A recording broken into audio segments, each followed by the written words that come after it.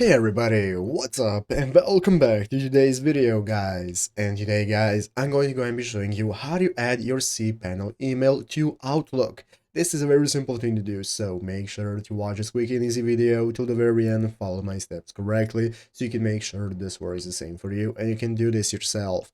But yeah guys, let's get straight into it. So the first thing you want to do is to go ahead and open up the official cPanel website right here, cpanel.net if you've not already. And after opening it up, you'll be greeted by this main page right here, and in the upper right corner you can get started managing your account. So you can go ahead and open up the account settings, register for a new one if you don't already have one, and if you have one, just go ahead and log in. And after logging in successfully, you can get started setting up your cPanel. So once you open up your cPanel on your personal computer, when everything is set up, it's going to look like this is going to be your dashboard where you can access everything from your email to your files and databases. And now we can get started with managing our email. So basically guys, everything is going to be done from the email account section right here. This is where we can first create our cPanel email. So open up email accounts and create your email if you're not already there. You can manage everything, edit in anything you might need, and now we can get started. As you can see here, we have this article, how to add a cPanel email account to outlook.com. So what we're going to do is follow the steps right here. First, you're going to go ahead and log into outlooklive.com. Then you're going to go ahead and click the gear icon on the upper right part of the mailbox page and choose view all